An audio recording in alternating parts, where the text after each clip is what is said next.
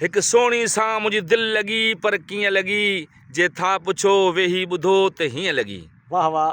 सही दादू में थियो मुझो वञण ही भी वञे पई उते घुमण। आहा। दादू में थियो मुझो वञण ही भी वञे पई उते घुमण। गॾु बस में सीट ते वेठल हुई ऐं ॾाढो सिंगारियल हुई। आहा। थोरो थोरो मुटण लॻी ऐं मूं ॾे हू सिरकण लॻी। ओहो। मुंहिंजा होश थी विया सभु ख़ता। मूं चयो बचा मूंखे ख़ुदा। हुन आहा। प्यार सां मूं ॾे अखि भॻी। हिन सोणी सां मुंहिंजी दिलि लॻी पर कीअं लॻी जे था पुछो वेही ॿुधो त हीअं लॻी। वाह सही वाह वाह वाह। कंडक्टर खे पई सॾु करे मुंहिंजो किरायो पई भरे। आहा। कंडक्टर खे पई सॾु करे मुंहिंजो किरायो पई भरे। मूंखे चई छो थो डिॼी ऐं पघर में तूं छो थो भिॼी। ओहो। दिलि ज़ोर सां धड़कण लॻी सॼी जान मुंहिंजी रफण लॻी। दादू वियो विसरी मूंखां अधु साह वियो निकिरी मूंखां। अल्लो। ॼण मौत जी घंटी वॻी। हिन सोणी सां मुंहिंजी दिलि लॻी पर कीअं लॻी जे था पुछो वेही ॿुधो त हीअं लॻी। आहा।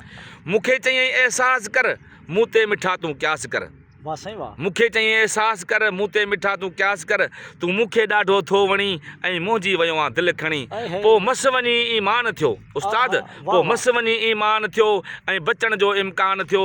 ममताज़ पंहिंजी दिलि ॾिनमि मंगसी पको वाइदो कयुमि तोसां नाहे करणी ठगी। हिन सोणी सां मुंहिंजी दिलि लॻी पर कीअं लॻी जे था पुछो वेही ॿुधो त हीअं लॻी। वाह साईं वाह जी वाह साईं। साईं वाह वाह साईं वाह लाजवाब तमामु। जिन प्यारा दोस्तो हीअ असांजो सिंध जो हिकु मुमताज़ मौलाई माशाल्लाह हिकु शाइर बि आहे उन सां गॾु सुगड़ बि आहे ऐं उन सां गॾु साईं गुलूकार बि आहे। तो हीअ मुमताज़ जी पंहिंजी शाइरी जॾहिं मुमताज़ बस में चढ़ियो ऐं हक़ीक़त वारी सीरियस वारी ही शाइरी हा। वधीक मुमताज़ जे वाता था ॿुधूं त हीअ शाइरी तव्हां कीअं ठाही यार कमाल आहे। साईं दोस्त सभु विया साईं कलंदर शबा जो मेलो हो। वाह वाह। सभई दोस्त विया मूंखे चयूं हल मुंहिंजो हलां थो मूं बि कया नखरा हा पर हू निकिरी विया मां रहिजी वियुसि। अच्छा पोइ दोस्तनि खां सवाइ मूंखे सुकून न पियो अचे। मुंहिंजे दोस्तनि सां मिलणो आहे। मिलणो पोइ आहे। अकेलो बिस्मिल्लाह करे हला तो करे बस में चढ़ी सकरण वारी बस में। हा मुंहिंजो पोइ दादू हिते पोइ सीन थियो त उहा छोकिरी मुंहिंजे बस में चढ़ी। अल्लो। मां सम्झां पियो थी ब्लैकमेल बि करे हा। फंटा बि ॾेखारे अलाए छा मां छा कराए मुंहिंजो ब्लैकमेल करे पैसा कढी वेंदी या त मारींदी। तोखे पोइ नमूनो ख़ौफ़ मूंखे ख़ौफ़ मूंखे मौत जो ख़ौफ़ हू वीचारी आशिकी थी पई। हू पोइ मजबूर उते मजबूर थी पई पोइ बस में मां लथुसि उते दादू में। वाह वाह। पोइ मूंखे मां वरितईं चए मिठा तूं मूंखे वणी थो।